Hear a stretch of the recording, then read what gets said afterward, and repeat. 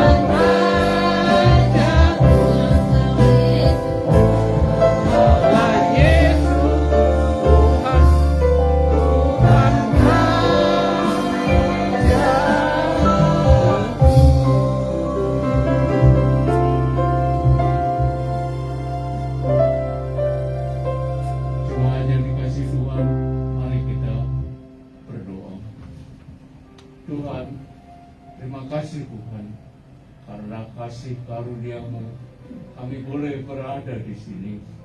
Pertama-tama Tuhan, kami mohon segala ampun, segala dosa kami, ampunilah Tuhan. Apa yang telah kami perbuat, baik sengaja maupun tidak sengaja. Tuhan, kami berkumpul di sini karena kasih karunia Tuhan. Kami hendak memuji, memuliakan, dan terlebih mendengar firman-Mu Tuhan. Kuasai hidup kami dengan Roh-Mu yang kudus, baik yang ada di sini jemaat-Mu maupun yang mengikutinya di rumah ataupun masih dalam perjalanan. Kau boleh pimpin Tuhan.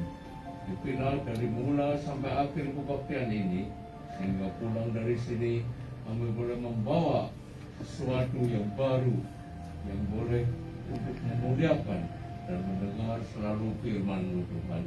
Berkati Tuhan hamba-Mu Pak Pipi yang akan membawakan firman-Mu. Dalam nama Tuhan Yesus kami berdoa. Amin. Amin. Terima kasih doanya Tuhan. Sebelum saudara duduk, boleh beri salam kiri kanan. Boleh katakan Tuhan Yesus baik. Haleluya. Tuhan Yesus penuh kasih. Tuhan Yesus selalu menyertai. Saudara boleh duduk. Kita siap memuji Tuhan ya. Kita katakan kasih Allah yang luar biasa untuk kita. Haleluya.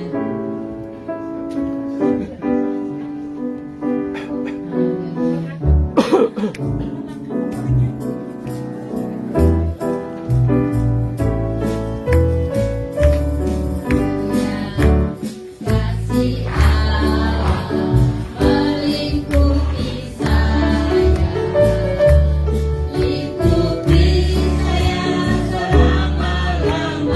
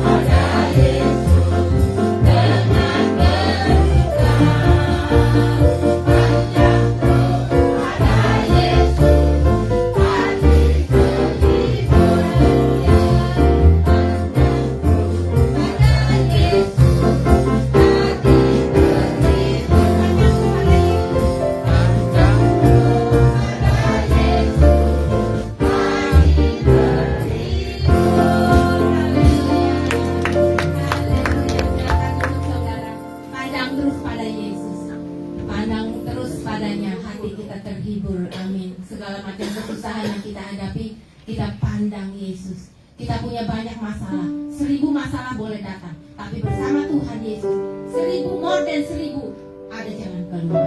Amin. Haleluya. Haleluya. Tuhan Yesus bertata di atas puji-pujian umatnya. Amin. Saatnya kita akan mendengarkan sebagian dari suara Tuhan.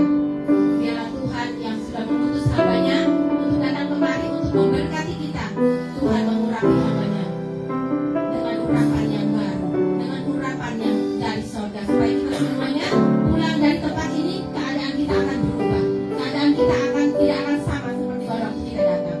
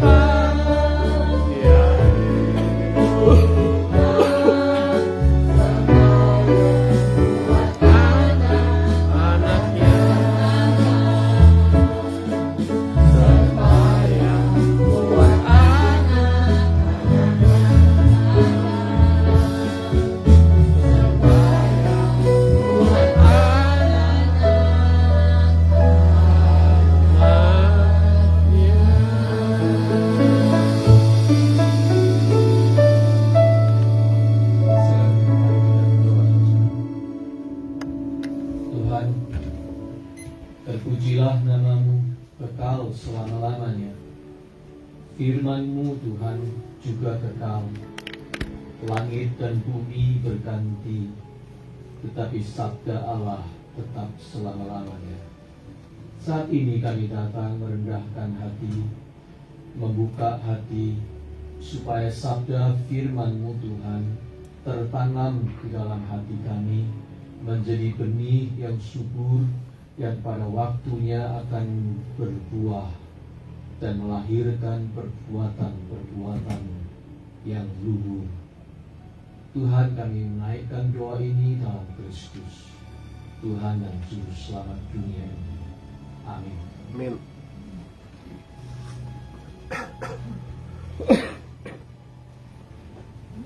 Tema ibadah kita, firman hari ini, saudara-saudara, adalah yang tanggal dan yang tinggal. Kita masih melihat kisah yang menarik di dalam Alkitab. Salah satu dari cerita yang paling menarik yaitu kisah tentang Yusuf. Kejadian 37 ayat 12 sampai 24. Demikian bunyinya. Pada suatu kali, pergilah saudara-saudaranya menggembalakan kambing domba ayahnya dekat Sikem. Lalu Israel berkata kepada Yusuf, "Bukankah saudara-saudaramu menggembalakan kambing domba dekat Sikem? Marilah engkau kusuruh kepada mereka." Saud Yusuf, "Ya, Bapa." Kata Israel kepadanya, "Pergilah engkau melihat apakah baik keadaan saudara-saudaramu dan keadaan kambing domba, dan bawalah kabar tentang itu kepadaku." Lalu Yakub menyuruh dia ke lembah Hebron, dan Yusuf pun sampailah ke Sikem. Ketika Yusuf berjalan ke sana kemari di padang, bertemulah ia dengan seorang laki-laki yang bertanya kepadanya, "Apakah yang kau cari?" Saudnya, "Aku mencari saudara-saudaraku. Tolonglah katakan kepadaku di mana mereka mengembalakan kambing domba." Lalu kata orang itu, "Mereka telah berangkat dari sini, sebab telah kudengar mereka berkata, marilah kita pergi ke Dotan." Maka Yusuf menyusul saudara-saudaranya itu, dan didapatinya mereka di Dotan. Dari jauh ia telah kelihatan kepada mereka, tetapi sebelum ia dekat pada mereka, mereka telah bermufakat, mencari daya upaya untuk membunuhnya. Kata mereka seorang kepada yang lain, "Ya, tukang mimpi kita itu datang. Sekarang marilah kita bunuh dia, dan kita lemparkan ke dalam salah satu sumur ini. Lalu kita katakan seekor binatang buas telah menerkamnya, dan kita akan lihat nanti bagaimana jadinya mimpinya itu." Ketika Ruben mendengar hal ini, ia ingin melepaskan Yusuf dari tangan mereka. Sebab itu katanya, "Janganlah kita bunuh dia." Lagi kata Ruben kepada mereka, "Janganlah tumpahkan darah. Lemparkanlah dia ke dalam sumur yang ada di padang gurun ini, tetapi janganlah apa-apakan dia." Maksudnya hendak melepaskan Yusuf dari tangan mereka dan membawanya kembali kepada ayahnya. Baru saja Yusuf sampai kepada saudara-saudaranya, mereka pun menanggalkan jubah Yusuf, jubah merah indah yang dipakainya itu, dan mereka membawa dia dan melemparkan dia ke dalam sumur. Sumur itu kosong, tiada berair.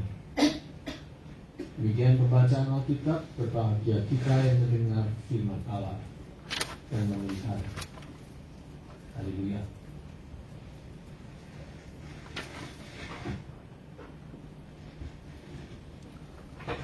Saudara, seorang kawan saya dalam acara dia diteguhkan, ditakdiskan, dilantik menjadi pendeta.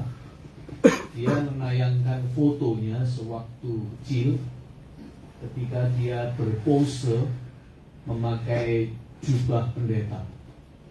Jadi kecil-kecil dia sudah minta difoto pakai jubah pendeta.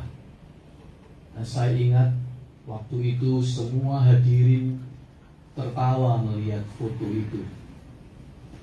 Jadi kalau lazimnya anak-anak itu ingin memakai kostum superhero, Superman, Spiderman untuk difoto, nah teman saya ini kecil-kecil sudah minta difoto dipakein jubah pendeta, bukan Superman. Dan lucunya, besarnya dia kemudian menjadi pendeta. Saudara sekalian, Yakub memakaikan jubah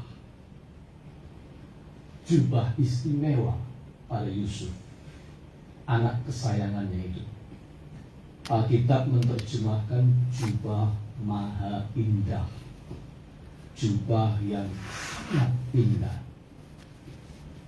Dalam bahasa Ibraninya, para penafsir melukiskan jubah itu kostum dengan panjang tangan dan panjang kaki hampir sampai di pergelangan. Selain itu juga jubah itu ditempeli banyak perhiasan dan warnanya colorful sekali, warna-warni. Jadi Anda bisa bayangkan Yusuf kalau jalan pakai jubah kebesaran itu, panjang tangan kakinya, warna-warni, banyak pernak-perniknya. Dan itu dia berjalan dan tampil menawan sekali. Boleh dibilang itu semacam jubah kaum ningrat, jubah bangsawan, kira-kira gitu. Saudara sekalian, jubah Yusuf itu tidak sederhana. Jubah itu cerminan, reflection dari apa perlakuan pada dia. Dan itu adalah perlakuan istimewa. Jubah itu jelas bukan pakaian kerja. Meskipun Yusuf bukan pemalas, tetapi ayahnya tidak mengharuskan dia bekerja seperti kakak-kakaknya. Itu bedanya.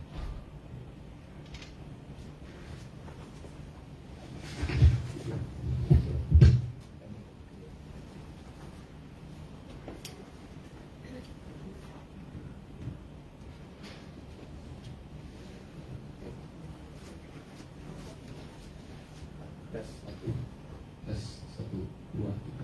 Oke. Ya, daripada saya dicoba itu naik yang 1 ini. Ya. Saudara, jubah itu menggambarkan perlakuan istimewa. Meskipun Yusuf bukan pemalas dan dia bukan tidak mau kerja, tetapi dia boleh tidak kerja seperti kakak-kakaknya. Bahkan kalau toh dia kerja boleh, tapi jangan yang kotor-kotor. Karena pakai jubah itu nggak bisa kerja yang kotor-kotor. Yusuf dimanjakan, itu artinya.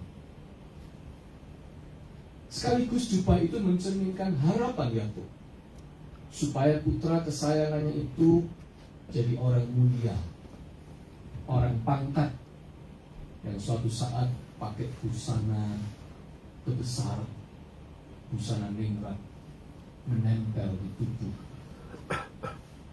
Anda tahu besok Yusuf jadi apa? Jadi mangku bumi, perdana menteri yang pakai jubah kebesaran juga. Artinya sebenarnya saudara, hidup ini terkadang aneh.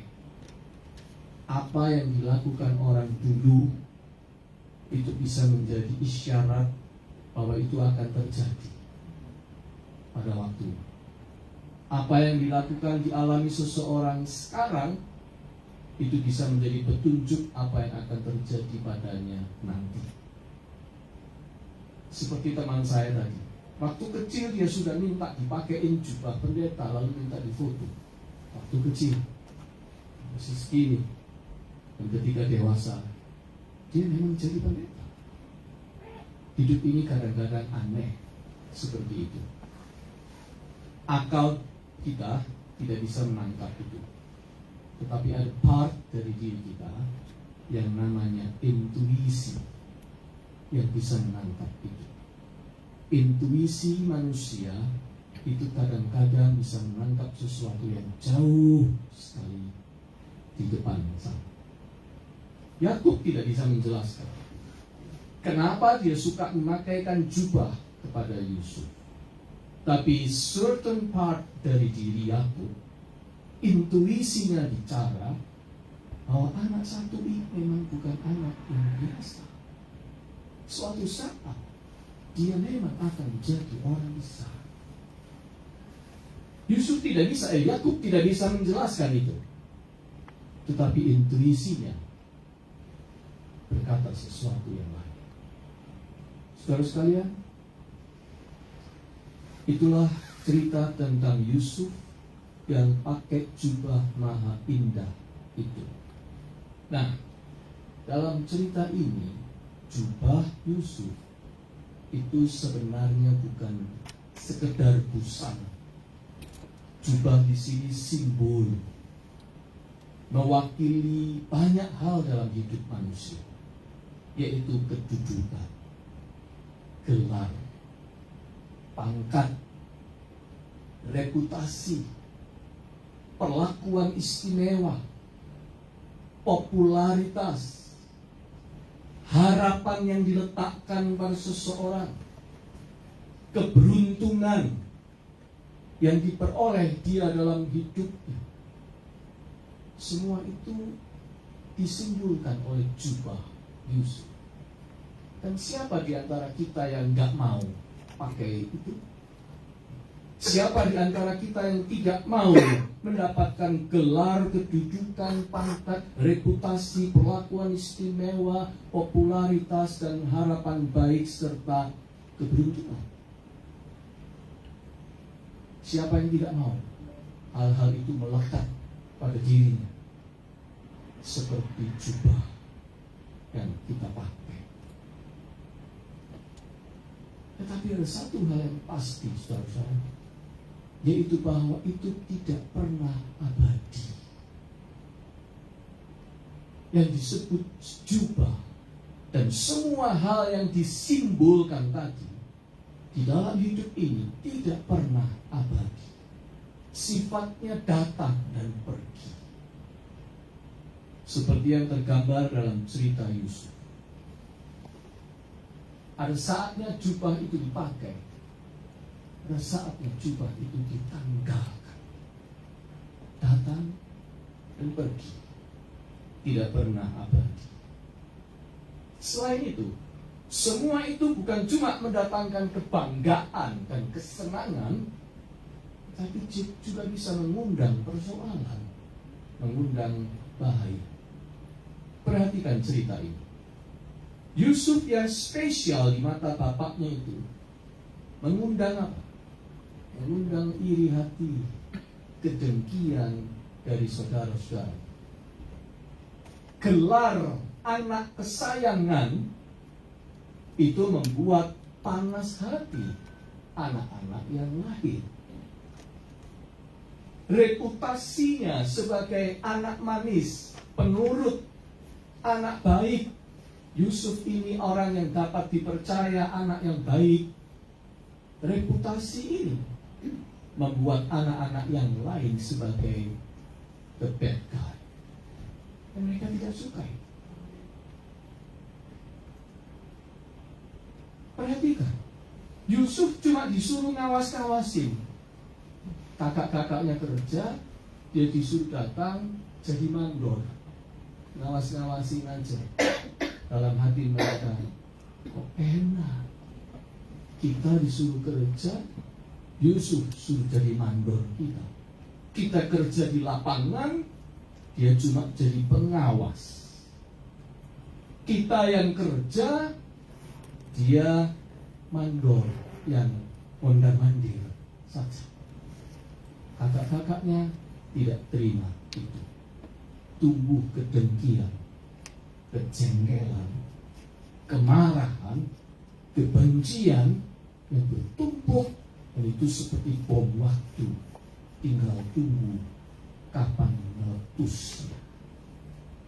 Anda lihat, jubah, gelar, pangkat, reputasi, keberuntungan, berkat itu tidak hanya mendatangkan kegembiraan, tetapi juga mengundang persoalan.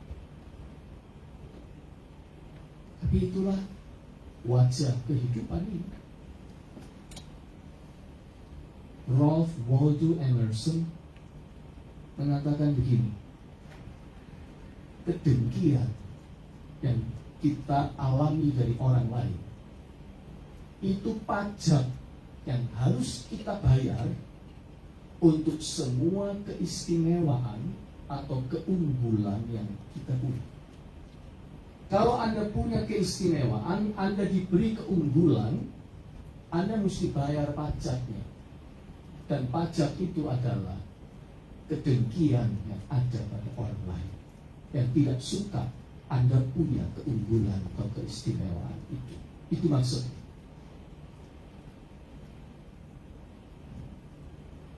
Kalau Anda berhasil, akan ada orang yang iri hati. Kalau Anda dipuji-puji, akan ada orang yang nyinyir, melontarkan ucapan sinis. Kalau Anda disukai oleh atasan Anda, bos Anda, maka akan ada suasana office politik yang tidak nyaman di sini. Rekan-rekan kerjamu akan banyak yang berubah sikap. Kalau Anda berprestasi, pasti ada orang mau menjegal. Kalau Anda dapat promosi, akan ada wajah-wajah kecut yang melirikkan matanya penuh siasat dan iri hati. Kalau Anda mendapat hadiah, orang akan memberikan komentar betapa murahnya hadiahmu. Kalau Anda dicintai oleh pasanganmu, orang akan sibuk mencari-cari di mana letak kelemahanmu. Kalau Anda beruntung, ada orang yang akan mati-matian berupaya merusak kebahagiaan. Itu sudah sifat manusia. Dan itulah realita dalam hidup ini. Sebuah jubah, apapun yang engkau kenakan, kebanggaan, prestasi, anugerah berkat, keistimewaan, posisi yang baik, keberhasilan, rezeki, semua itu yang menempel pada dirimu, engkau harus bayar pajaknya. Dan pajak itu adalah kedengkian yang diberikan oleh orang-orang yang tidak suka pada keistimewaanmu. Itu hukum kehidupan ini. Dan iri hati atau kedengkian, saudara, tidak pandang bulu. Di Indonesia baru saja viral beberapa bulan yang lalu berita tentang seorang anak perempuan yang setelah bapaknya meninggal, dia melaporkan ibu kandungnya supaya dipenjarakan atas tuduhan tidak berbagi warisan dengan adil. Jadi dia iri hati pada saudara-saudaranya yang lain dan menganggap ibunya itu tidak memperlakukan dia dengan adil. Kemudian dia melakukan tuntutan ibunya itu supaya dipenjarakan. Ibunya nangis tidak henti-henti. Semua pada tidak menyangka kok ada anak seperti itu kepada mamanya sendiri. Tapi dengan keras hati dia mengatakan dia sakit hati dan marah oleh karena dia merasa diperlakukan tidak sama dengan yang lain. Soal itu benar tidak, saya tidak tahu.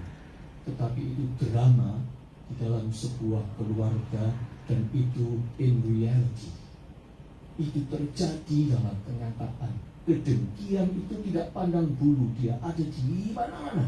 termasuk ada di dalam sebuah keluarga inti yang bisa saling menghancurkan satu sama lain. Karena apa? Karena iri hati. Itu yang terjadi pada keluarga Yakub.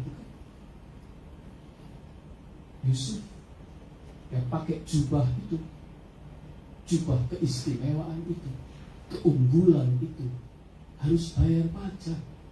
Kakak-kakaknya berniat membunuh dia.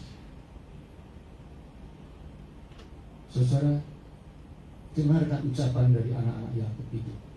Kata mereka seorang kepada yang lain, lihat, tukang mimpi kita itu datang. Sekarang marilah kita bunuh dia. Kita lemparkan dia ke dalam salah satu sumur ini. Lalu kita katakan, seekor binatang buas telah menekamnya. Dan kita akan lihat nanti bagaimana jadinya mimpinya. Mereka itu sudah sangat panas hati, sudah sangat iri hati, dan betul-betul ingin membunuh adiknya itu. Hanya Ruben, kakak yang paling tua, yang masih berusaha untuk membatalkan usaha pembunuhan itu. Saudara, kalau dalam komunitas keluarga saja bisa terjadi begitu, apalagi di dunia komunitas yang lebih lebar, lebih luas.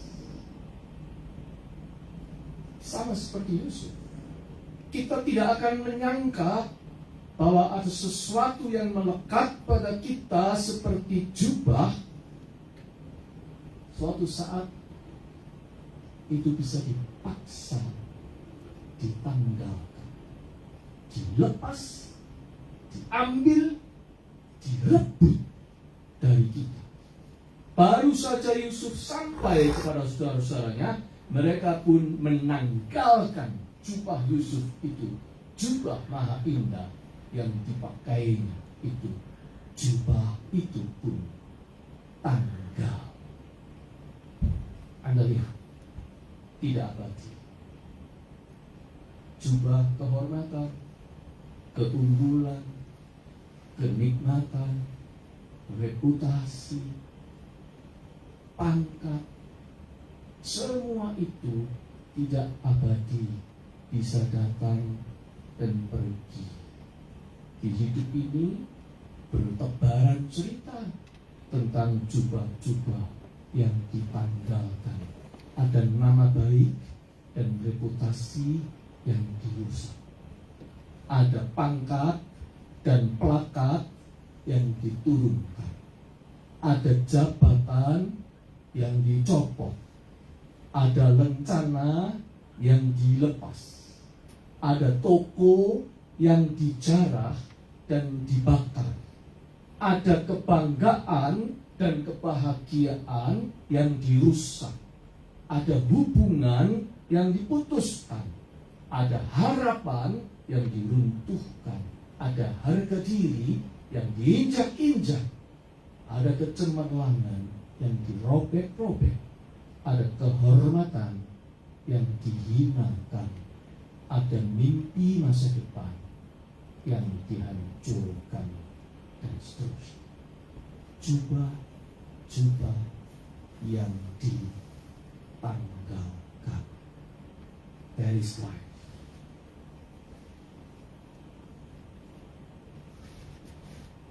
Saudara, jangan bayangkan semua itu bisa abadi. Semua bisa tanggal. Bisa tanggal seperti jubah Yusuf.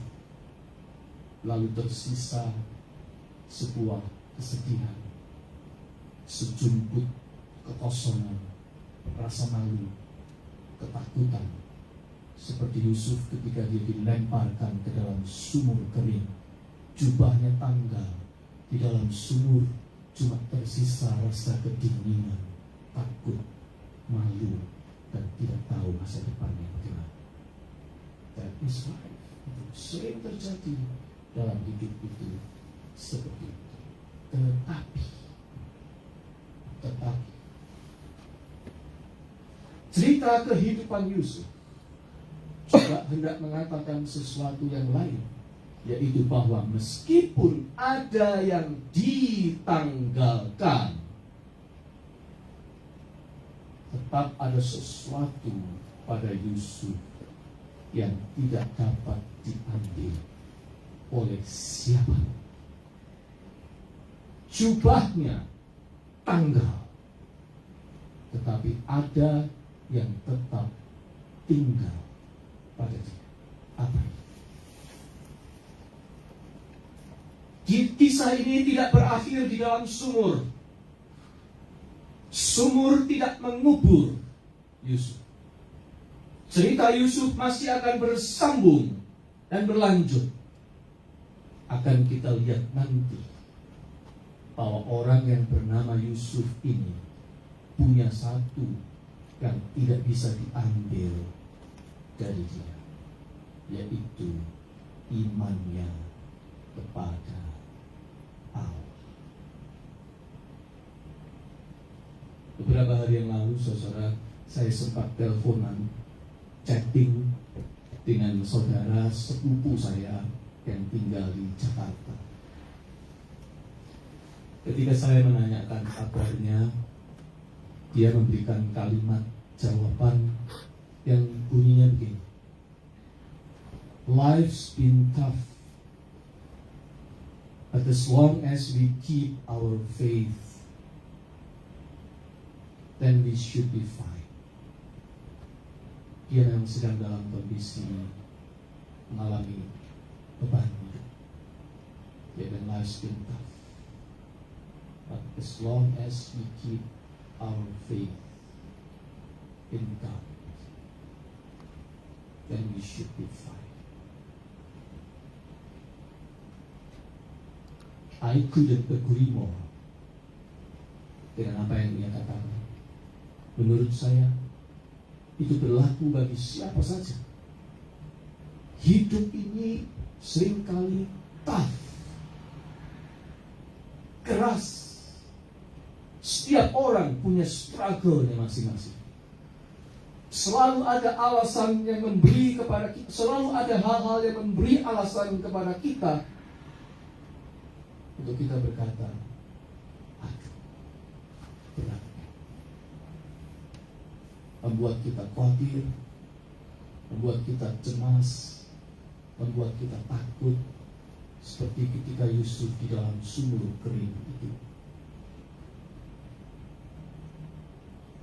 Saudara sekalian, tetapi satu hal yang harus kita ingat adalah kalau ada yang bisa ditanggalkan dari kita, datang dan pergi, ya memang betul. Tetapi ada yang tidak bisa ditanggalkan dari kita, kecuali kita yang melemparnya sendiri. Dan itu adalah iman kita kepada Allah atau Tuhan. Saudara sekalian, banyak hal yang bisa diambil. Berkat rezeki bisa datang dan pergi. Kesempatan berharga bisa meninggalkan kita. Kedudukan dan dalam pekerjaan juga bisa pergi. Simpanan harta milik juga bisa pergi.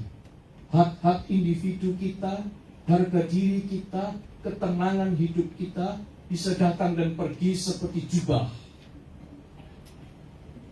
Tetapi ada yang tidak bisa diambil dari kita. Jubah itu cuma pelengkap yang dipasangkan dari luar diri kita, nempel pada kita. Tetapi iman kepada Tuhan itu sesuatu yang tinggal di dalam hati kita. Dia bersumber dari dalam, bukan dipakaikan dari luar. Oleh sebab itu tidak ada yang bisa mengambilnya dari kita. Jubah Yusuf memang tanggal, tetapi iman Yusuf kepada Tuhan tinggal tetap pada dia. Oleh karena itu, saudara, kemanapun hidup ini membawa Anda pergi, jangan biarkan iman Anda tanggal. Jangan. Peliharalah itu Karena itu adalah harta kita yang paling utama. Semua yang lain bisa datang dan pergi. Tetapi selama ini masih ada pada kita, you should be fine. Kamu boleh kehilangan apa saja, tetapi kalau kamu masih memiliki iman kepada Tuhan, kamu memiliki lebih dari cukup untuk bangkit kembali. Itu kata seseorang yang bijaksana. Semua boleh meninggalkan kamu. Kamu boleh kehilangan banyak, tetapi saat kamu masih punya yang namanya iman kepada Allah, kamu masih punya lebih dari cukup untuk bangkit kembali. Dan itulah cerita Yusuf. Hidup membawa dia pergi jauh. Semua ditanggal. Jubah maha indahnya ditanggal. Tetapi satu, imannya pada Allah ikut pergi kemanapun dia pergi. Nanti kalau Anda baca cerita Yusuf, Anda akan melihat Tuhan menyertainya. Tuhan menyertainya dimanapun dia ada. Karena apa? Karena itu yang tinggal pada dia. Yang tanggal adalah jubah, yang tinggal adalah faith, imannya. Dan itu tidak pernah diambil dari dia.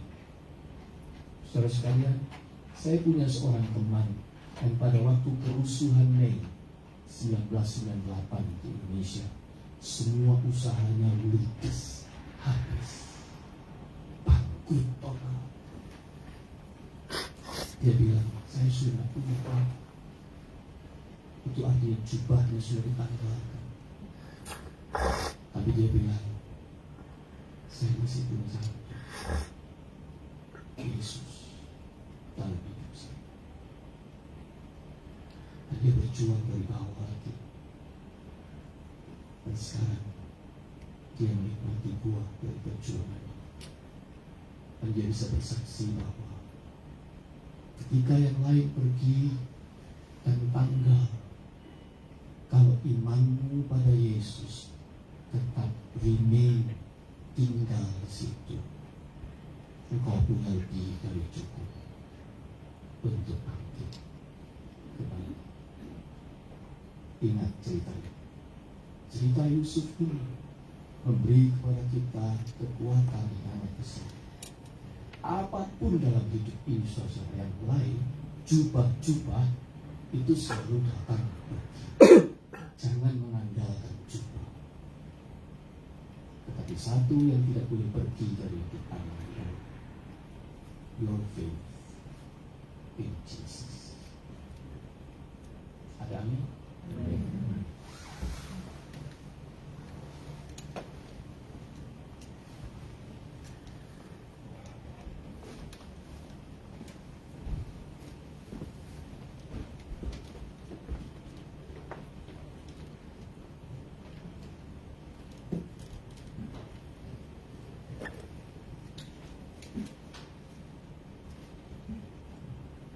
Terima kasih KPB untuk firman yang disampaikan. Kiranya firman itu dapat berbicara pada kami masing-masing. Mari satukan hati, doa sejahtera. Bapa kami yang di surga, kami datang di hadapan-Mu dengan hati yang penuh syukur dan rendah hati. Kami memuji Engkau atas kebaikan-Mu yang melimpah di dalam kehidupan kami. Pada saat ini kami membawa permohonan kami di hadapan-Mu, memohon agar Engkau mendengarkan dan menjawab doa kami sesuai dengan kehendak-Mu yang sempurna. Tuhan, kami berdoa untuk mereka yang sedang sakit. Kami mohonkan jamahan kasih dan kuasa-Mu atas tubuh Kohani, Pak Robi, Tante Juliana, Bert Cooper, Mary Ann Quet, dan Tante Olga. Kami percaya Engkau adalah Allah yang berkuasa menyembuhkan. Dan kami memohon supaya Engkau memberi mereka kekuatan, pemulihan dan pengharapan di tengah kondisi yang mereka alami. Berikan juga hikmat dan kebijaksanaan kepada para tenaga medis yang merawat mereka, agar segala proses pengobatan dapat berjalan dengan baik. Kami juga berdoa untuk pemulihan bagi tim Udon, Edward, suami dari Meli, Tante Tres, dan saya sendiri. Kiranya Engkau memulihkan kami secara utuh, baik fisik, jiwa maupun roh. Berikanlah kami kekuatan dan penghiburan serta keyakinan bahwa Engkau senantiasa menyertai setiap langkah mereka. Kami berdoa juga untuk para senior di tengah jemaat kami, khusus di Maranatha. Kiranya Engkau memberi kesehatan, ketenangan, dan kedamaian dalam setiap hari-hari mereka. Biar mereka merasa diperhatikan dan dikasihi oleh keluarga, teman, dan jemaat, serta selalu berada di dalam pelindungan-Mu. Bapak, kami juga berdoa untuk pemimpin negara Amerika Serikat yang telah terpilih. Kiranya Engkau memberikan hikmat, integritas, dan hati yang melayani kepada pemimpin yang baru ini, agar dapat membawa perdamaian, kesejahteraan, dan keadilan bagi seluruh rakyat. Bimbinglah mereka dalam membuat keputusan yang baik dan benar, serta senantiasa takut akan Engkau dalam menjalankan tugas mereka. Terima kasih Bapak. Di dalam nama Tuhan Yesus kami berdoa. Amin.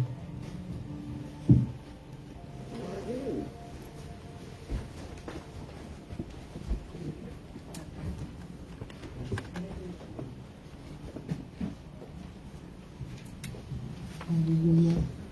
Luar biasa firman Tuhan hari ini ya. Kita boleh belajar mempunyai iman. Kita boleh kehilangan semua, tapi kita tidak boleh kehilangan iman kita kepada Yesus. Haleluya. Saatnya kita akan memberikan persembahan. Kita akan naikkan satu pujian. Haleluya.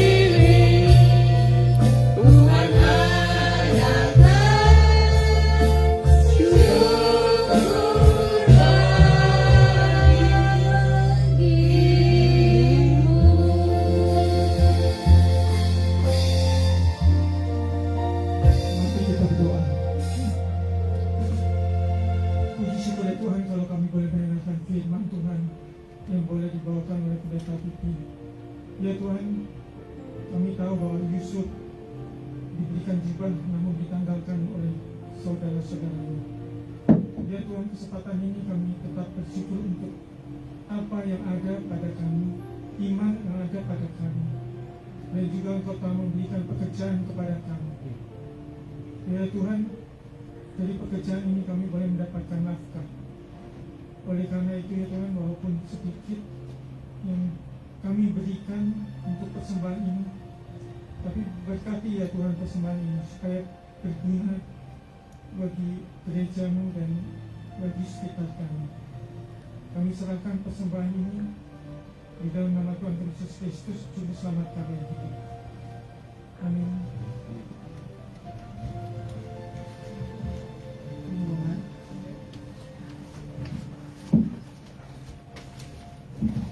Shalom, salam damai semuanya. Mungkin ada yang belum kenal dengan Ratna. Ya, sudah. Ini kali kedua ya, kesini ya.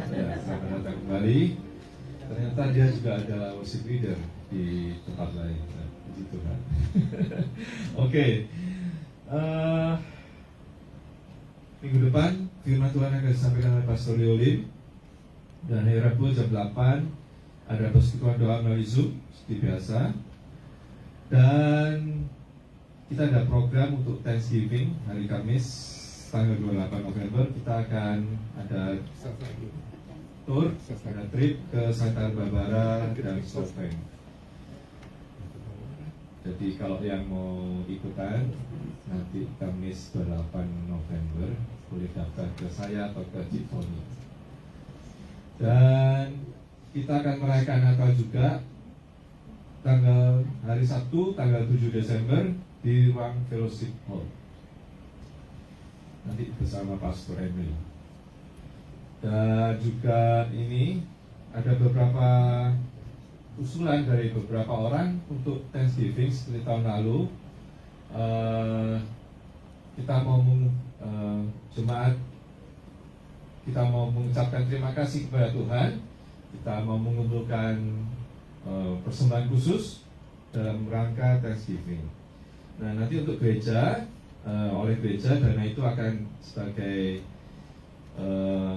juga institusi ke depan, yaitu misalnya untuk mau beli bangunan, beli gereja, atau mungkin kita diusir dari tempat ini, ya buat cadangan, atau mungkin untuk hal-hal tidak terduga lainnya, jadi seperti FEMA, ya, IMA, FAN. Jadi gereja nanti itu akan, yang seperti tahun lalu kan dananya dikumpulkan sekitar 1.000, jadi kita keep itu 1.000, dan nanti mungkin tahun ini dikumpulkan juga untuk dikip untuk sebagai dana emergency, yes. Dan untuk kita sendiri sebagai tanda ucapan terima kasih kepada Tuhan ya karena Thanksgiving. Kemudian ada tambahan? Tidak? Haleluya. Kita sudah berada di penghujung tahun 2024 ya. Sebentar lagi Thanksgiving, sebentar lagi Natal, sudah kita berpisah dengan tahun 2024. Tapi kita punya pengharapan, kita punya iman kepada Tuhan Yesus. Dia akan menyertai kita di tahun yang akan datang. Amin. Haleluya. Kita akan mengakhiri kebaktian kita pada siang hari ini. Kita akan menyanyikan lagu Maranatha. Silakan saudara bangkit berdiri.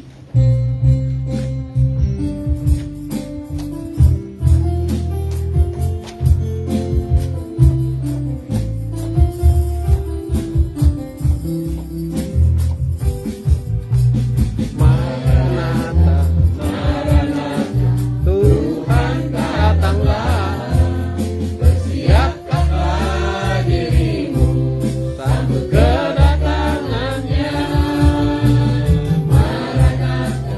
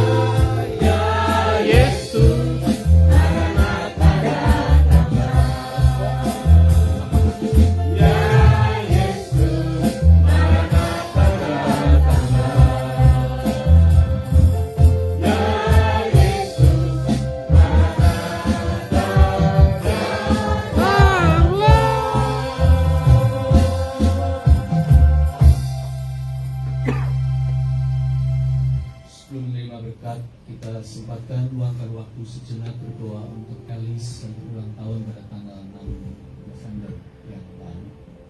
Bapa di sorga, dear God, our Father, Heavenly Father, we pray for Alice, for her birthday. May the blessing of your abundance be upon her, O Lord. Throughout her life, may she experience your glory, your glorious blessings, prosperity, longevity, peace, and fulfilling life, O Lord, so she can be a blessing to others and glorify your name in her life. In Jesus Christ, we pray.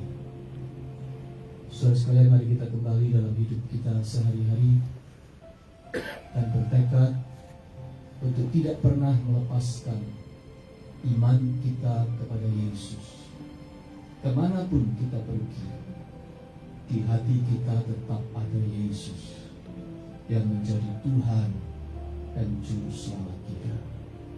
Pulanglah dalam damai dan terimalah berkat-Nya. Tuhan memberkati engkau dan melindungi engkau. Tuhan menyinari engkau dengan wajah-Nya dan memberi engkau kasih karunia. Tuhan menghadapkan wajah-Nya kepadamu, memberikan senyuman-Nya, serta melimpahi engkau dengan shalom, damai, sejahtera-Nya. Haleluya. Amin. Amin.